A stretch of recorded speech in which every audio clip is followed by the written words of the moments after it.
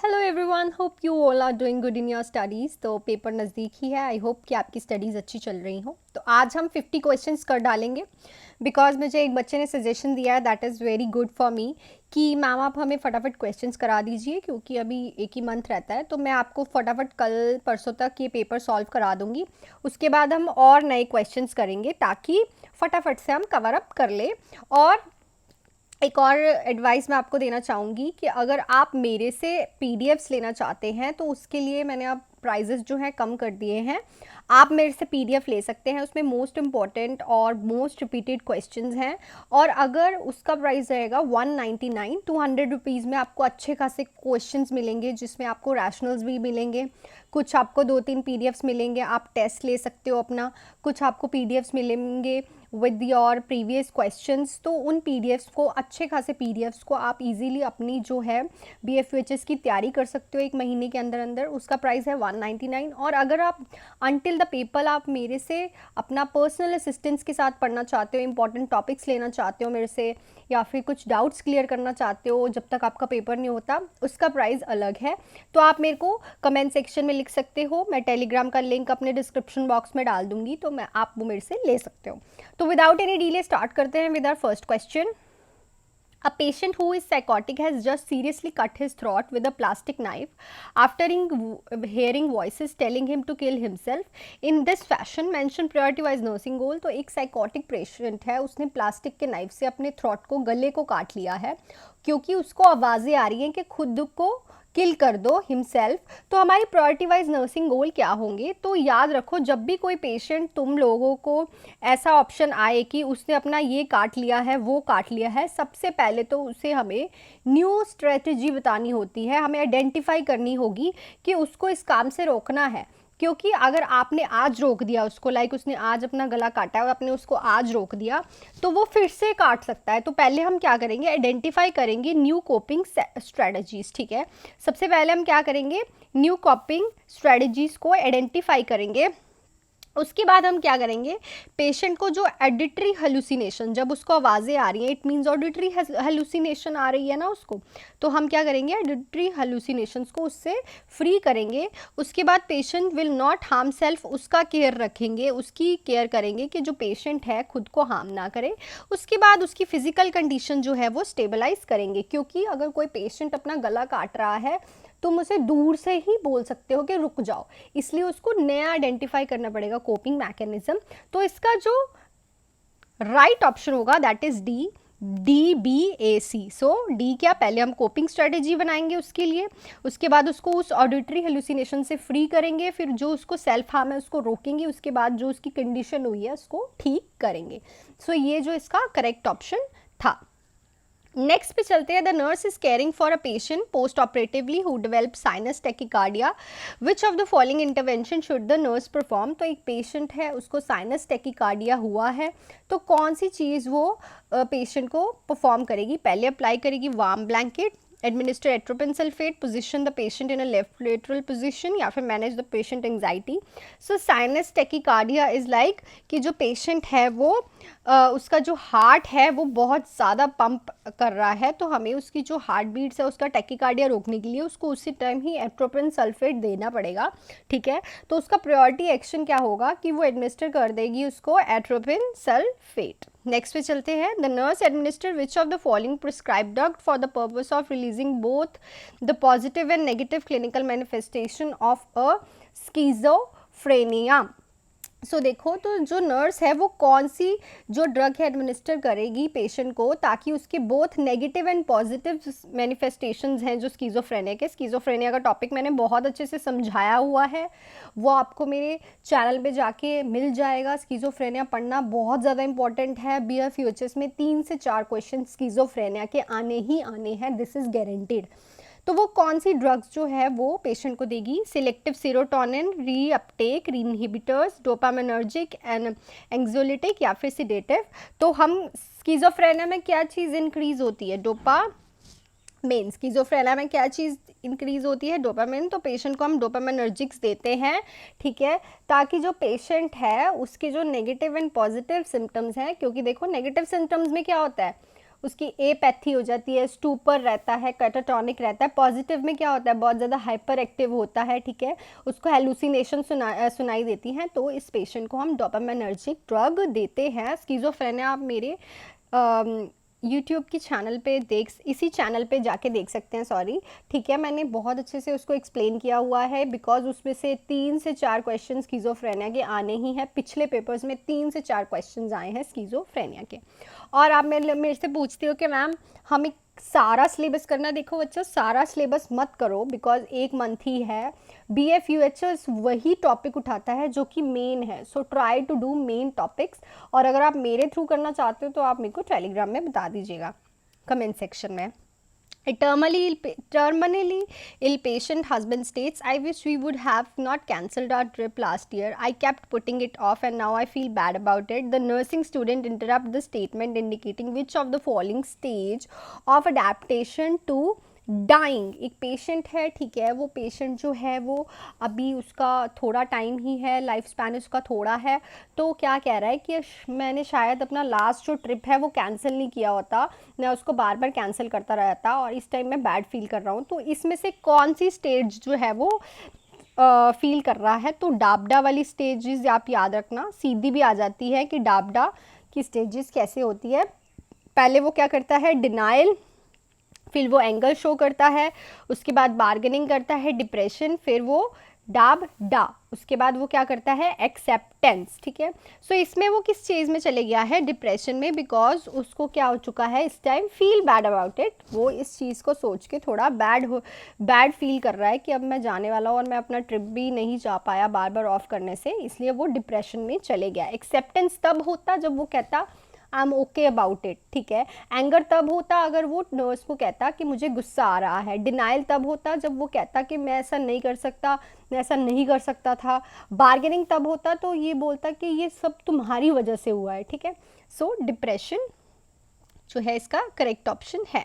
Next देखते हैं, which set of principle must be balance to certain that any risk involve in medical treatment of procedure is overweighted by the benefit to the patient. तो इसमें से कौन सा set जो है बिल्कुल सही रहेगा जब हम किसी पेशेंट का ट्रीटमेंट करते हैं, प्रोसीजर करते हैं और उसका बेनिफिट देखते हैं। Autonomy and privacy, dignity and justice, beneficiary and non-malfeasance, and ethics and beneficiary. So autonomy and privacy is a very good example, क्योंकि देखो क्वेश्चन में ही आपको एक बहुत अच्छा वर्ड दे दिया, प्रोसीजर। प्रोसीजर में क्या होना चाहिए, ऑलवेज मेंटेन द प्राइवेसी। ये हमारी प्रायोरिटी में आता है कि कभी भी पेशेंट की प्राइवेसी हमने नहीं हटानी है, मेंटेन करके रखनी है। सो ऑटोनॉमी एंड प्राइवेसी यहीं से, ये होती हैं ट्रिक्स। क्वेश्चन में ही देखो क्या दिया हुआ है, प्रोसीजर दैट मीन्स प्राइवेसी। इस चीज़ों में कहीं भी प्राइवेसी नहीं आ रही, कहीं नहीं आ रही ना, तीनों में इसी में आ रही है। So it is a very good कि ऑटोनॉमी एंड प्राइवेसी हमने मेंटेन करके रखनी है। नेक्स्ट पे चलते हैं, which of the following client is high risk of pseudocyesis.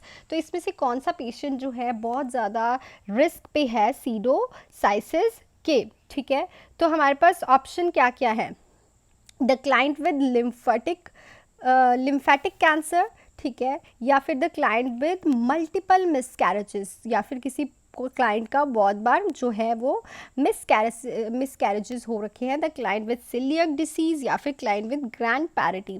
तो हमारी जो सीडोसाइकाइसिस होती है वो क्या होती है, ये कंडीशन होती है जिसमें पेशेंट जो all sign and symptoms show करता है प्रेगनेंसी के, except for the confirmation of the presence of the foetus, ठीक है। इसमें क्या होता है, जो पेशेंट है उसको प्रेग्नेंट होना होता है बट वो प्रेग्नेंट नहीं होता, बस वो साइन एंड सिम्टम ही शो करता होता है। तो ऐसा पेशेंट कौन सा हो सकता है, सिर्फ मल्टीपल मिसकैरेजेस वाला, क्योंकि वो वुमेन प्रेग्नेंट होना चाहती है, बेबी पाना चाहती है, बट वो शो करेगी कि मेरे को ये सिम्टम्स हो रहे हैं, बट वो फीटस अभी नहीं होगा, वो प्रेग्नेंट नहीं होगी। So pseudocyesis is also related to the mental problem, ठीक है, जो हमारी साइकेट्रिक प्रॉब्लम्स है उसमें से भी इन्वॉल्व होती है। Next, the client is admitted with the Hashimoto's thyroiditis, the nurse is aware that he will exhibit sign of which of the following. Hashimoto thyroiditis कौन सी डिसीज किस में होती है, हाइपोथायरोडिज्म, में, किस में देखी जाती है? हाइपोथायराइडिज्म में। तो ये सारे ऑप्शन जब आप पढ़ोगे तो इसमें आपको पहले पता चल जाएगा कि हाइपोथायराइडिज्म में हाशीमोटो डिसीज़ होती है। ये याद करने का आप कैसे तरीका है, हाशीमोटो, मोटो बोल सकते हैं हम, मोटो मतलब मोटा, मोटा, और हाइपोथायराइडिज्म में भी क्या होता है? वेट गेन होता है। तो weight gain and Hashimoto is same, so it is from hypothyroidism. उसके बाद नेक्स्ट है the nurse should implement what precaution for the client who has scabies. तो एक पेशेंट को स्केबीज है तो नर्स कौन सा जो है प्रिकॉशन इम्प्लीमेंट करेगी? Contact precautions only, no precautions are required, standard precautions and contact precautions, standard precautions only. तो स्केबीज एक कंजनाइटल कम्युनिकेबल डिसीज़ है, तो इसके लिए उसको standard precautions and contact precautions रखने पड़ेंगे, बिकॉज अगर वो टच भी करेगी उसको तो उसको भी हो सकती है, तो उसको सारे प्रिकॉशंस लेने हैं स्केबीज के। Next, the nurse is planning the care of a client diagnosed with acute gastroenteritis, which nursing problems is priority। तो इसमें से कौन सी priority होगी? जो nursing, यहाँ पे problem नहीं आएगा, यहाँ पे आएगा nursing prevention is a priority. Impaired body image, self care deficient fluid and electrolyte balance, या फिर इम्बैलेंस न्यूट्रिशन। सो किसी को एंट्राइटिस हुआ है तो ऑब्वियसली उसका फ्लूइड इलेक्ट्रोलाइट इम्बैलेंस होगा, क्योंकि वो कुछ नहीं खाएगा, ऊपर से उसको वॉमिटिंग्स लगेंगी और उसको डायरिया होने के भी साइंस होते हैं। सो इस पेशेंट में हमें फ्लूइड एंड इलेक्ट्रोलाइट बैलेंस जो है प्रायोरिटी में रख के मेंटेन करना पड़ेगा। Next, a client was admitted to the psychiatric unit with a major depression after a suicide attempt. In addition to feeling sad and hopeless, the nurse would assess for which of the following। तो एक patient admit हुआ है psychiatric unit में, उसको major depression है और उसने अभी अभी सुसाइड अटेम्प्ट किया है, उसके बाद एडमिट हुआ है।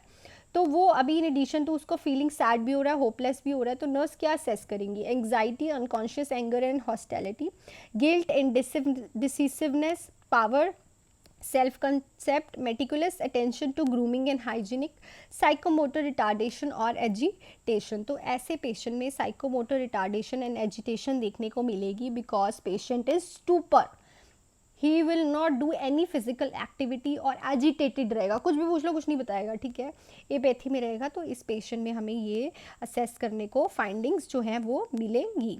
नेक्स्ट है protein catabolism can yield which of the following. तो ये प्रोटीन कैटाबॉलिज्म कौन सी yield which of the following? Complex carbohydrates, glucose, free fatty acids, या फिर ओमेगा 3 फैटी एसिड। तो इसका आंसर है ग्लूकोज, ठीक है।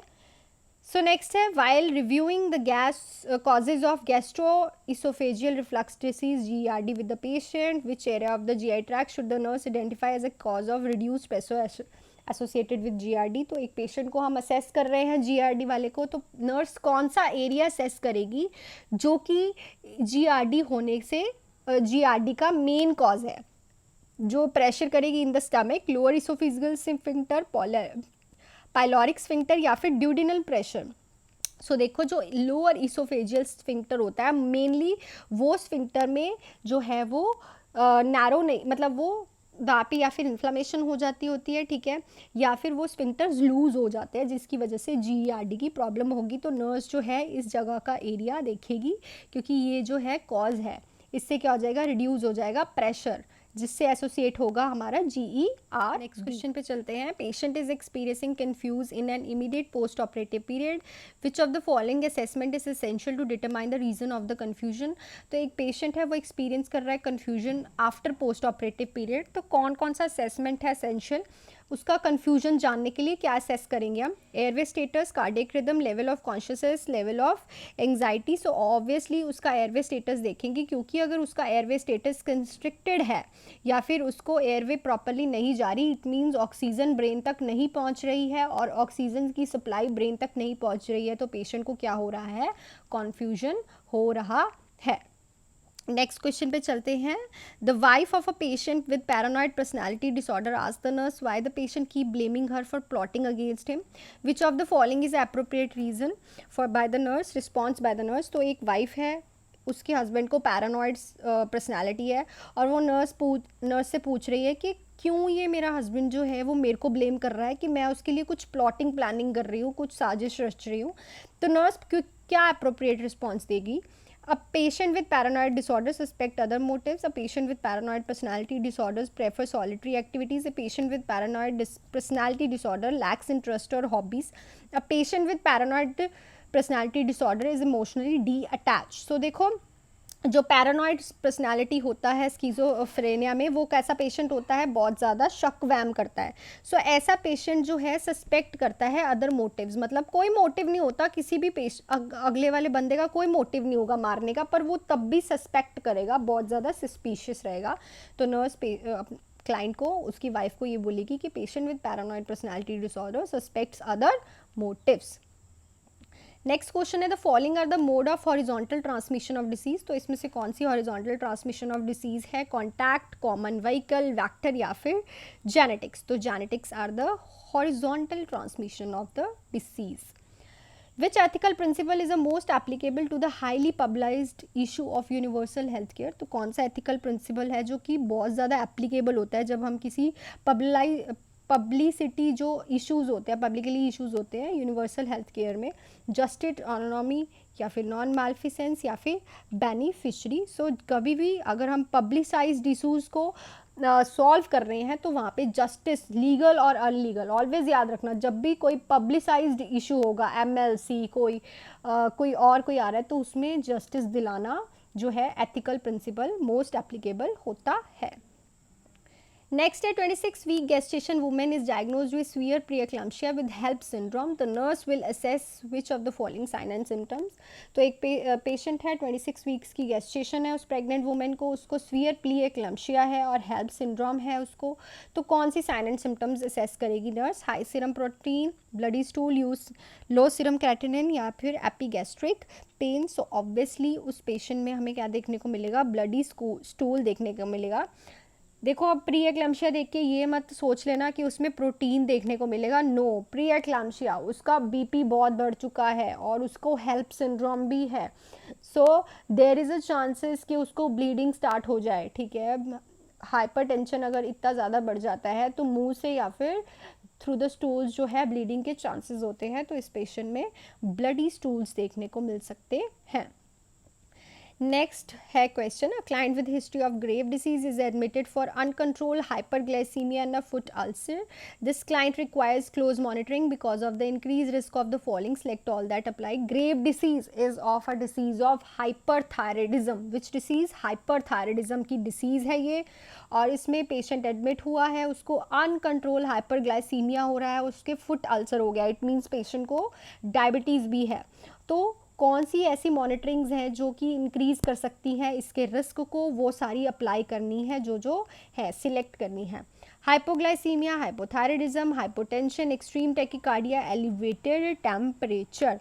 सो देखो, सबसे पहली बात, अगर पेशेंट को हाइपरग्लाइसीमिया हो रहा है और ज़्यादा फुट अल्सर हो रहा है और पेशेंट क्या है, हाइपरथायराइडिज्म की फॉर्म में, तो उसमें हाइपोटेंशन देखने को मिल सकती है. क्योंकि आपने देखा होगा जिनका शुगर बढ़ जाता है they feel dizzy because of hypotension. और उस पेशेंट में एक्सट्रीम टेकिकार्डिया देखने को मिलेगा because tachycardia is also a sign and symptom of hypertension. Hypertension में भी टेकिकार्डिया देखने को मिलता है. एलिवेटेड टेम्परेचर भी देखने को मिलेगा because of foot ulcer. Ulcer क्या करेगा? इन्फेक्शन. इन्फेक्शन क्या करेगा? Fever, which is called elevated temperature. तो जो हमारा सही ऑप्शन होगा दैट इज CDE. देखो, हाइपोग्लाइसीमिया तो हो ही नहीं सकता, पेशेंट को तो हाइपरग्लाइसीमिया क्वेश्चन में ही लिखा है. हाइपोथायराइडिज्म भी नहीं हो सकता क्योंकि ग्रेव्स डिसीज किसकी है? हाइपरथायराइडिज्म की. सो ऐसे क्वेश्चन सॉल्व किया करो. और हाइपरथायराइड का मैं थोड़ा समझा देती हूँ. हाइपरथायराइडिज्म में क्या होता है? T3 एंड T4 का लेवल इंक्रीज हो जाता है. इस पेशेंट में मेटाबॉलिक रेट जो है वो इंक्रीज होता है, जिसकी वजह से उसका मेटाबॉलिज्म बड़ा फास्ट चलता है और पेशेंट का वेट गेन नहीं होता, वेट लूज होना स्टार्ट हो जाता है. और इस पेशेंट में टैकीकार्डिया देखने को मिलता है. इसकी कॉम्प्लिकेशंस आ जाती हैं हार्ट में प्रॉब्लम्स. नेक्स्ट क्वेश्चन है, the nurse is admitted a child suspected of having hyperglycaemia. Which of the following assessment finding would you support and diagnose of hyperglycaemia? Select all that apply. तो एक child हुआ है admit with hyperglycaemia से और उसकी assessments पे हमें diagnose करना है हाइपरग्लाइसीमिया. तो कौन कौन सी असेसमेंट देखने को मिलेगी? हमारे पास ये ऑप्शंस हैं. हाइपरग्लाइसीमिया वाला चाइल्ड है, याद रखना. Blurred vision, hunger, pallor, polydipsia, tachycardia, headache. So बताइए क्या क्या देखने को मिलेगा। सो देखो ब्लड विजन तो देखने को ऑब्वियसली मिलेगा ही, जो कि डायबिटिक वाला पेशेंट होता है उसमें देखने को मिलता है। हंगर भी देखने को मिलता है, और उसकी जो स्किन है वो पेलर नहीं होती, ये किस में होती है, जॉन्डिस में होती है। पॉलीडिप्सिया भी देखने को मिलता है। 3 साइंस कौन से है, पॉलीडिप्सिया, पॉलीफेजिया, पॉलीयूरिया। टैकीकार्डिया नहीं देखने को मिलता, ब्रेडिकार्डिया देखने को मिलता है, और हेडेक भी देखने को नहीं मिलता। ठीक है, सो दीज आर कौन से option, A, B and D. तो ये कौन सा हमारा सही हुआ, डी ऑप्शन। ठीक है, नेक्स्ट पे चलते हैं। The client is experiencing severe diarrhoea. एक क्लाइंट है वो स्वीयर डायरिया एक्सपीरियंस कर रहा है, ठीक है, और उसका serum potassium level 3.3 micro litre है। विच इंटरवेंशन वुड नर्स इम्प्लीमेंट। तो पहली बात तो पोटाशियम का लेवल क्या होता है, 3.5 से 5 माइक्रो इक्वलेंट पर लीटर। तो इसका क्या हो गया, कम हो गया है, क्योंकि उसको डायरिया हो रहा है। तो नर्स क्या करेगी, नोटिफाई करेगी क्लाइंट डॉक्टर को, प्रिपेयर करेगी intravenous potassium, place the client on cardiac telemetry, या फिर assess the client for leg cramps. जब भी पोटाशियम की बात आए याद रखना पोटाशियम एक कार्डियक आयन है, अगर उसमें कुछ भी हेर फेर हो रहा है तो मुझे कार्डियक टेलीमेट्री और मॉनिटर पे उसी टाइम लगाना पड़ेगा, कार्डियक में दिक्कत आ सकती है। सो आज के क्वेश्चंस में इतने करवाए हैं, आज मैंने काफ़ी क्वेश्चंस कराए हैं। सो आई होप ये वीडियो आपको अच्छी लगी हो, और मैंने हर एक क्वेश्चन में 2-3 क्वेश्चन निकाल के आपको दिखाए हैं। ठीक है, सो अच्छे से पढ़ो बच्चों और do hard work. Thank you for watching this video अच्छी लगी है तो please hit the like button and subscribe to my channel for more such type of videos. मैं रोज़ डाल रही हूँ, मोस्ट प्रॉबेबली 2 दिन में पेपर ख़त्म कर दूँगी। और जो जो क्वेश्चन मैं क्वेश्चन के साथ करा रही हूँ ज़रूर लिख लेना, बिकॉज ऐसा क्वेश्चन भी आ सकता है। So thank you so much and all the best.